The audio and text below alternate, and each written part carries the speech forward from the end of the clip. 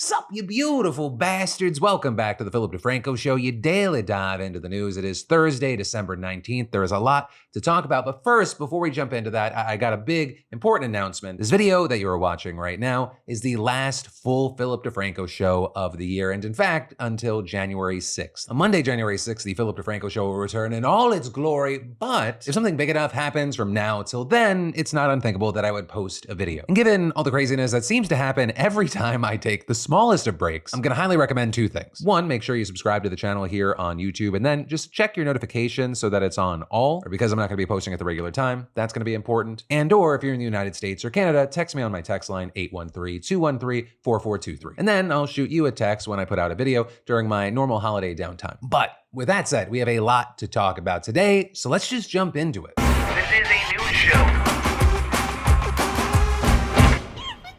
In absolutely huge entertainment news, Mr. Beast's Beast Games is officially out. There's 10 episodes, 2 are out now, and it's going to weekly releases. You have 1,000 contestants, $5 million cash prize, 50 world records were reportedly broken, and it had a total budget of over $100 million. Right? And so you have this thing that's been billed as the biggest game show in history. There's been so much hype, but also there's been criticism, especially amid reports that contestants were getting injured or they didn't have access to basic necessities. With that, then even later turning into a lawsuit, and in the weeks leading up to the show's release, that's also been why we've seen Mr. Beast trying to quell concerns. With him, among other things, writing, "We have tons of behind the scenes dropping when the show comes out to show how blown out of proportion these claims were. Just can't release it now because it would spoil the game." So we'll obviously have to wait to see what that footage looks like and also how people respond to it. But the show also got even more attention this morning after Business Insider published documents with the terms contestants had to agree to in the preliminary rounds, with notably the terms prohibiting them from disclosing information about the show, and those who violated that before it finished airing must pay $500,000 for each breach. And this is after it's done airing, breaches would cost $100,000. And that's definitely been a standout thing because, while plot details and things like that, those haven't been the things making tons of headlines. Right, as we've seen with reports, it appeared that people were obviously speaking to the press about behind the scenes details. With Business Insider here also reporting that the documents warned that contestants could be portrayed in disparaging ways that could lead to public ridicule. Though I do want to say, while the headline and the earlier parts of the article almost try to make it sound like it's salacious, it did later note that most of these terms are relatively standard. And in fact, you even had an entertainment lawyer telling the outlet everything was pretty par for the course, though the $500,000 penalty seemed high. With them adding, the producers use every available tool to give them ultimate flexibility to make the show and protect themselves from liability. With them ultimately calling the documents a contestant agreement on steroids. Ultimately, that is where we are with this. And honestly, I would be shocked if this is anything but a success for Mr. Beast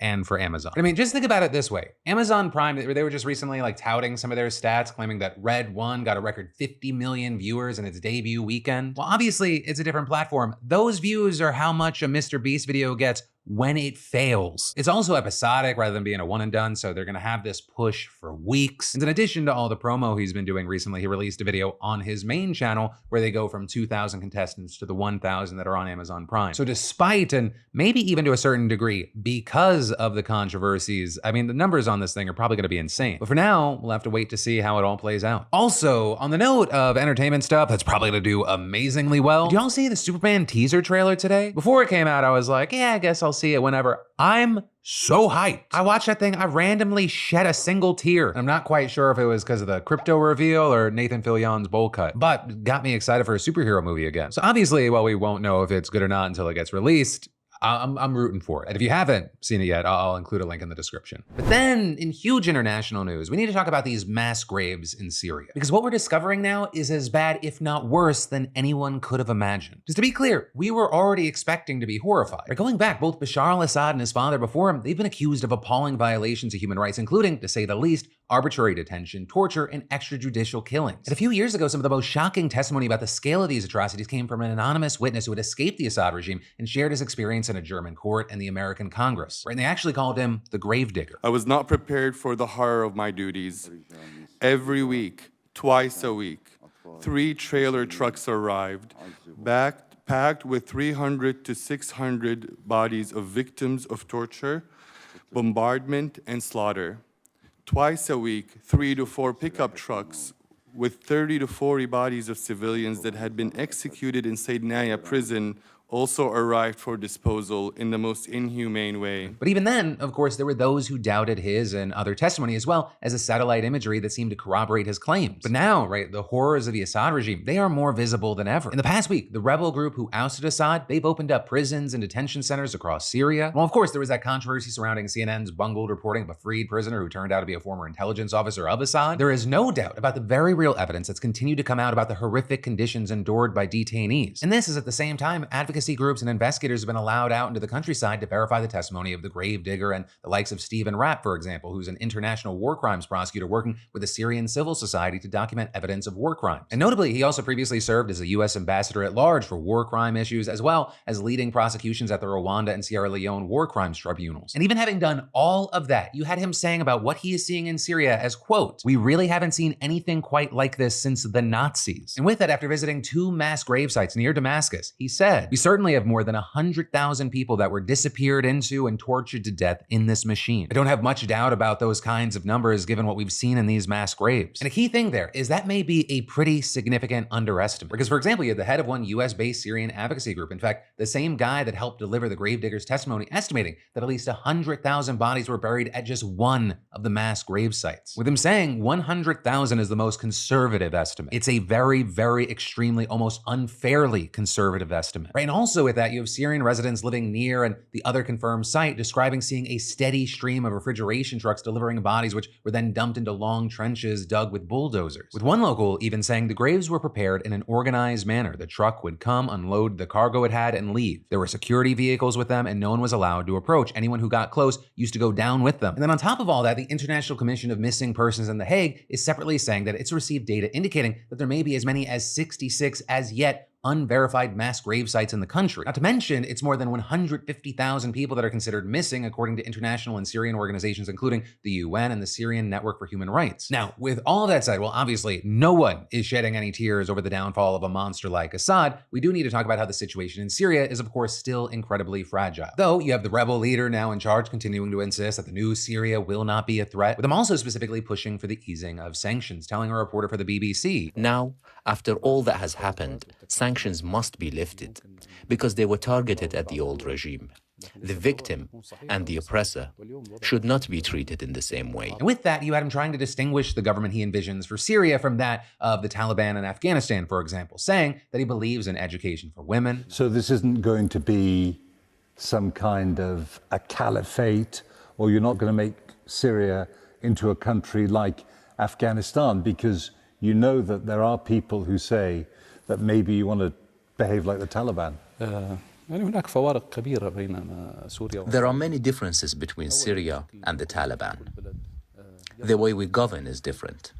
Afghanistan is a tribal community. Syria is completely different. The people just don't think in the same way. The Syrian government and the ruling system will be in line with Syria's history and culture. So the culture of Syria includes rights for women, it includes education for women, it includes tolerance for people drinking alcohol. Is that all acceptable to you? When it comes to women's education, of course.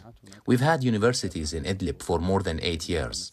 I think the percentage of women in universities is more than 60%. But from there, you had him kind of dodging the question, saying laws about alcohol use, for example, would be decided by a committee of legal experts. And of course, like I always say on the show, for everything, words are words and actions are actions, and we're gonna have to wait to see if they match up. But also, in the meantime, we're waiting to see Turkey's next move. Because very notably, the country is now refuting claims made by State Department spokesperson Matthew Miller that a ceasefire between Turkish-backed rebels and the US-backed Kurdish SDF have been extended, with the Turkish official restating his country's position that the SDF is a terrorist group and vowing to continue the fight. And with that, Turkey and its rebel allies are reportedly building up forces along the Syrian border, raising concern that they're preparing for a large-scale offensive against the Kurds. And then, of course, we have to talk about Israel, because Netanyahu this week visited the buffer zone in Syrian territory that the country is now occupying, saying troops will stay there for the foreseeable future. And of course, that's as we talked about, Israel has also announced plans to expand illegal settlements in the occupied Golan Heights. So that has all drawn a lot of international criticism, and of course, it's another potential source of tension. But Right now, only time will tell what's gonna happen with everything. But then, in a quick breather from the news, let's talk about life hacks. Because who else feels like meal planning is basically a part-time job? Or between crazy schedules, trying to eat healthy, and just getting something on the table, it takes up so much time. But picture this: gourmet, quality, chef-crafted meals that are delivered directly to your door and ready in 2 minutes. This is a real thing with today's sponsor, Factor. No grocery shopping, no prep work, no cooking fatigue, just incredible meals that actually fit your lifestyle. Right, the other night, Lindsay surprised me with this delicious scampi-style shrimp and salmon from our Factor delivery. She had the garlic pork tenderloin, and to be honest, I don't know which one I liked more. And also what's great with that is that Factor lets us adjust our plan whenever we want. Some weeks we need 4 meals, some weeks 18. You can pause, reschedule, mix up the menu, total freedom. And with over 35 meal options like keto, vegan, and calorie smart, there's something for everyone. And it's not just meals, right? Factor's got snacks, smoothies, juices, and small bites to keep you fueled all day long. Plus, Factor is committed to sustainability, offsetting 100% of delivery emissions and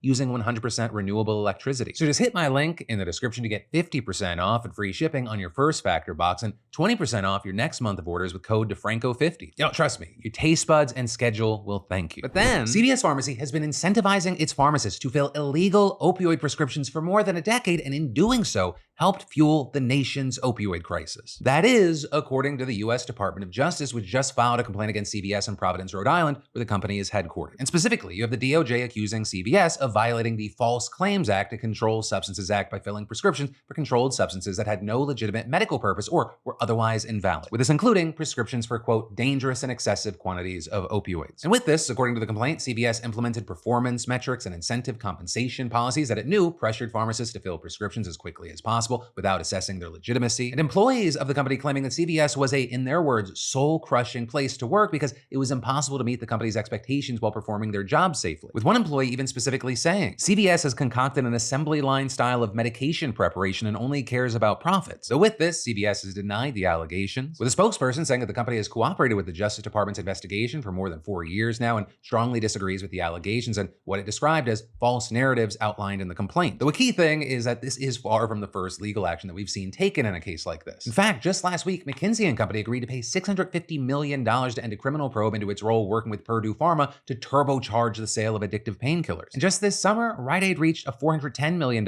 settlement related to allegations similar to the ones against CVS. With that coming after opioid-related lawsuits helped push the company into bankruptcy. And I mean, all in all, thousands of lawsuits have been filed against drug makers, distributors, pharmacy chains, and pharmacy benefit managers relating to their alleged roles in the opioid crisis. With this litigation resulting in more than $50 billion in settlements with state and local governments, among others. And as the CVS case shows, now, even after years since the issue's really been thrust into the spotlight, there is still more to be done in holding companies accountable, or at least trying to. And then, if your package is delayed during the holidays, you can blame Amazon's insatiable greed. That is what Teamsters President Sean O'Brien declared as his union launched the biggest strike against Amazon in the company's history this morning, with him also adding, "We gave Amazon a clear deadline to come to the table and do right by our members. They ignored it. These greedy executives have every chance to show decency and respect for the people who make their obscene profits possible. Instead, they've pushed workers to the limit and now they're paying the price. This strike is on them." And specifically, what he's referring to there is a December 15th deadline that the Teamsters had given Amazon to negotiate a collective bargaining contract. But for years, the companies refused to even recognize the union, much less come to the table. And so now, nearly 10,000 warehouse workers and delivery drivers are expected to walk the picket lines for better pay, benefits, and working conditions. And as far as the warehouses affected, there's 7 of them, and they're in New York City, Atlanta, Southern California, San Francisco, and Skokie, Illinois. Though a big thing is that the union added that workers at other facilities are prepared to join the walkout, presumably if Amazon does not come to the table. And this is union leaders are also reportedly setting up picket lines at hundreds of other facilities so that non-unionized workers can legally strike without being punished by their employer. Now, the thing is, with all this, if you ask Amazon, they're basically saying this was concocted by a bunch of troublemakers, with the spokesperson telling the media, "The truth is that they were unable to get enough support from our employees and partners and have brought in outsiders to come and harass and intimidate our team." And saying for more than a year now, the Teamsters have continued to intentionally mislead the public, claiming that they represent thousands of Amazon employees and drivers. They don't. But with these pieces now in play, and regardless of who's striking, many think that this could be big, not only because so many workers are taking part and because it's less than a week before Christmas, but also because it's the Teamsters. Right? They are one of the oldest unions in America, founded in 1903, and today they've got 1.3 million members. Plus, their leadership is notoriously aggressive when it comes to this kind of stuff, so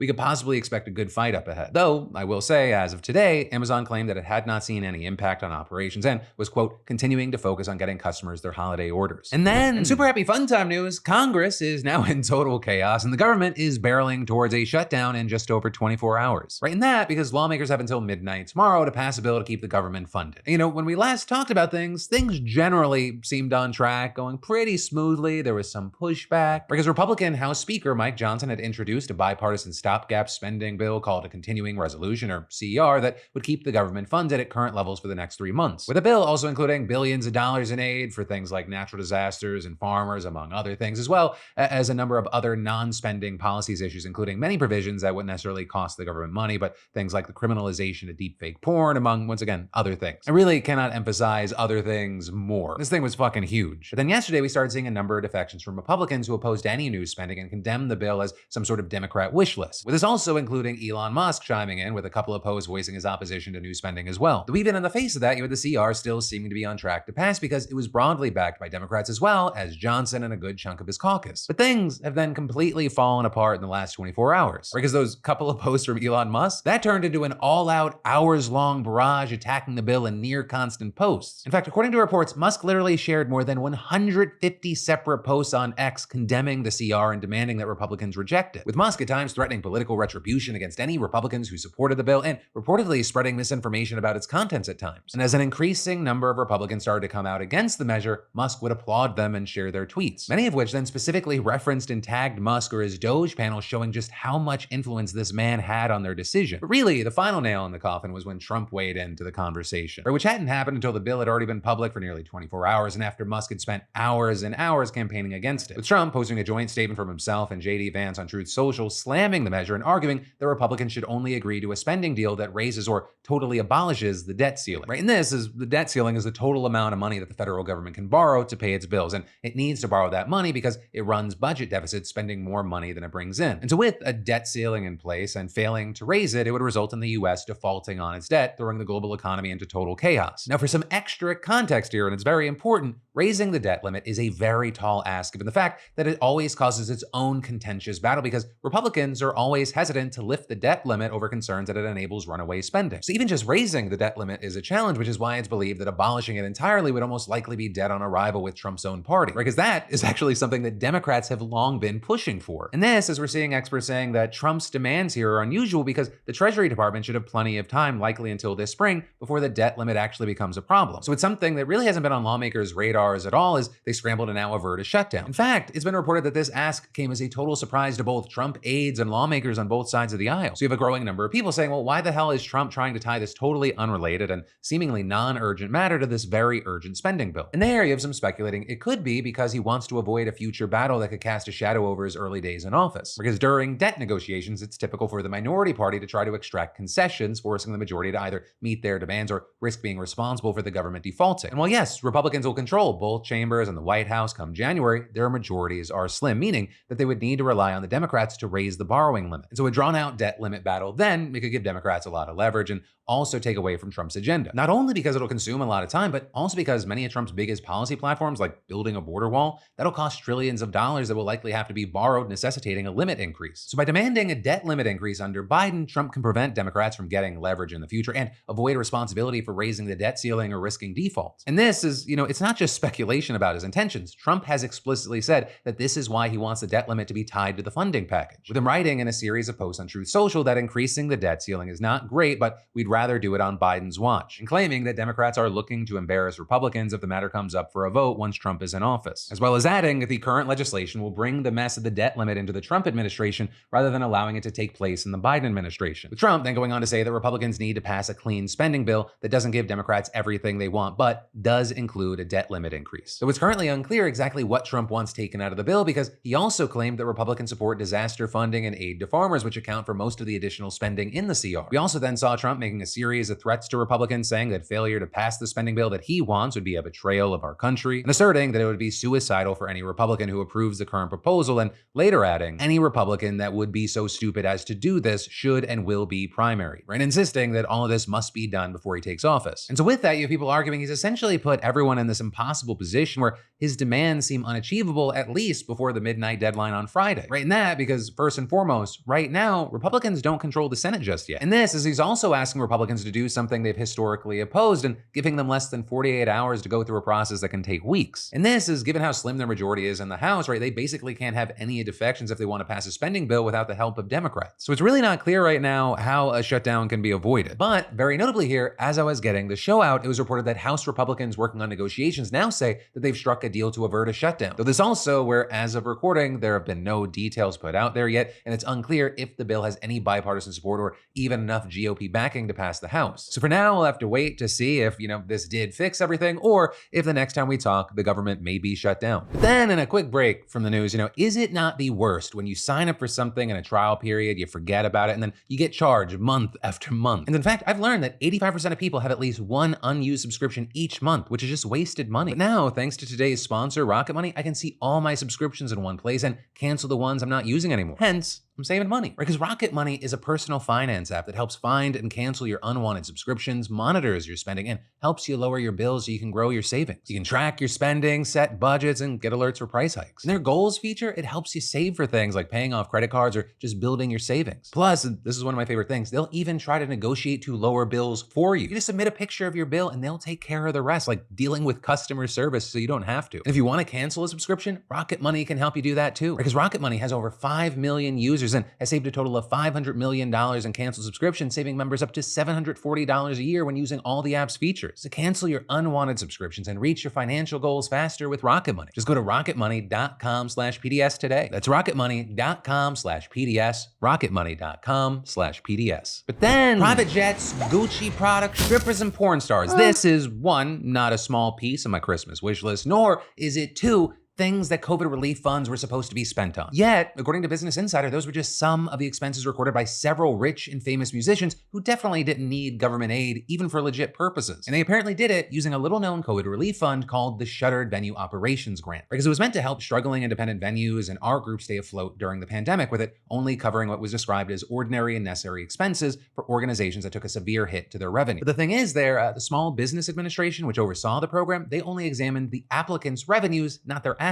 So personally wealthy musicians, they could apply through their so-called loan-out companies, right, the corporate entities they use for all their touring, which is how Lil Wayne, who sold more than $100 million worth of his record labels recordings and bought a $15 million mansion in LA during COVID, received a nearly $9 million grant. But, in his defense, he at least put the money toward clearly legitimate business expenses. Like, how he needed $1.3 million on private jet flights, or the nearly $500,000 on clothes and accessories, many from brands like Gucci and Balenciaga. Or, how about the more than $175,000 for expenses related to a music festival promoting his marijuana brand? Or about the nearly $15,000 towards flights and luxury hotel rooms for women whose connection to the touring operation was unclear, with this reportedly including a Hooters-type restaurant waitress and a porn actress. Now, there was also reportedly things like $88,000 for a New Year's Eve concert in Coachella, which at least seems plausibly business-related, except it then turns out that he canceled his performance just before it was set to begin that night, blaming the wind and the flights, even though other private jets took the exact same route he would have. The poor guy then just having to party at a club on Sunset Boulevard with 2 Chainz instead, according to Instagram posts. Now with this, you might go, well, maybe he has a good explanation for it. We should let the man speak for himself, which apparently Insider wanted to give him a chance to do, but they reported, reached by text, Lil Wayne made a sexually explicit overture to a reporter and did not respond to questions. Also, notably, Lil Wayne was not the only one. There was also Chris Brown, whose loan-out company reportedly got $10 million.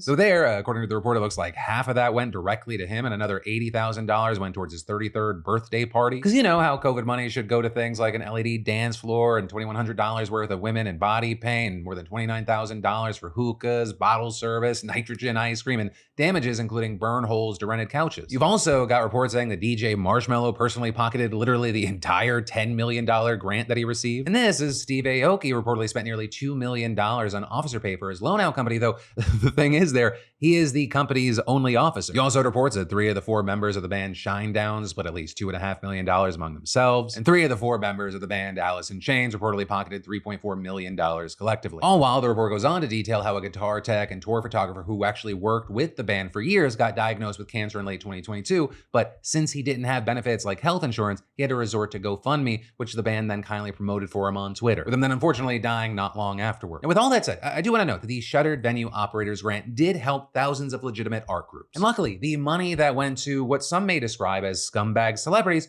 only scraped off a fraction of the funds. But understandably with this news, you may wonder how many lives could be different had every dollar they spent on nude women and body paint actually gone to others in need. And this is likely not going to face any accountability because, as surprising as all this sounds, it's unclear whether most of what they did was actually illegal, right? Because a morally repugnant move made by those who have so much to exploit a system that was meant to help those that don't, that doesn't necessarily equate to illegal. And unfortunately, it feels like we often live in a society that rewards those that exploit the system in that way. We call them smart rather than parasites. And this is people will then wonder why there's a growing populist movement in this country. Why, when something horrible happens to someone in an ivory tower, do many not have empathy? But then finally, today, let's talk about yesterday with some commentary powered by beautifulbastard.com, where not only right now can you get crazy discounts on the last drops of the year, some up to 80% off right now, but where we also have mystery boxes, where you can snag shirts that are up to $45 for only $20, as well as long sleeve tees that are up to $65 for just $25. This is the one way you can actually buy yourself a present and not know what you're getting. But jumping into commentary, yesterday, once again, a lot of the comments were around Luigi Mangione, with much of it centered around the specific terrorism charge as well as the CEO hotline. Right, with some of y'all like Chaden saying, I love how CEOs are getting more protection than kids in school. As well as, let's just be honest, no one was hiding in their homes when he was, quote, on the loose. Let's just reserve the terrorist for things that terrorize us. And expanding on that thinking, you had Apprentice saying it evoked terror in the top 1% and their little lapdogs. No poor person was afraid of Luigi, just the cops who would never put even 10% of the energy the cops pulled to find him. Though there, you had some trying to push back saying most people are afraid of the idea he represents. Vigilantes are dangerous for society. Skipping due process for personal justice is scary because if it is celebrated, then no one knows where the line is drawn. Though again, a lot of the most popular comments yesterday read, offing one CEO is considered terrorism, but offing hundreds of thousands is considered cost efficient. And that's crazy, dude. I went through 16 years of school in fear of my life, wondering if my school was next. One CEO gets capped and suddenly I'm supposed to care about gun violence? And this, as people said of that CEO hotline, I think implementing one would just further sow a divide between us and them. It'd waste money too. And this is, you also had some publicly questioning the percentage of people that support what happened or found it acceptable or somewhat acceptable. With Mega saying it's not that hard to imagine that there are other people that support Luigi but are secretly keeping it to themselves. Right, and there, I do want to clarify something, and I'm not sure how much the percentages would change. And that, because yesterday I said 17% of the US general public in the poll and 41% of 18 to 29-year-olds found it somewhat or completely acceptable. More specifically, it was actually voters in the United States. I'm not sure how much the percentage would change if we're talking about general population versus people that can vote. But yeah, I wanted to mention that. And also, I would say never look at a comment section here or even certain sections of the internet as being representative of everyone. I mean, that's even part of the reason why I always try to cover how people are reacting to it, because a lot of people these days are in their bubbles and it's very hard to break out of it, even when you want to because of algorithm. But on that note, y'all, thank you so much for watching this show. And I mean that both today, this month, and just anytime this year. I know the world feels crazy and chaotic, and I hope this show makes it a little less so, or at least helps you understand things, or just have a regular thing in your life. Thank you for being a part of it. Again, reminder, if you're in the US or Canada, text me at 813-213-4423, and this is for everyone, not only be subscribed to this YouTube channel, but make sure your notifications are on for all. Because of course, while the plan is to fully come back with the scheduled shows on January 6th, the world's the world. And there are times where my arbitrary end-of-year break makes me go like, why am I not talking about this now? But with all of that said, of course, as always, my name's Philip DeFranco. You've just been filled in. I love yo faces, and I will see you soon, whether sporadically because big news breaks or with a scheduled Philip DeFranco show on January 6th. Okay, love you. Bye. Mwah. Don't know why I gave you a kiss. Okay, I'm gonna go now.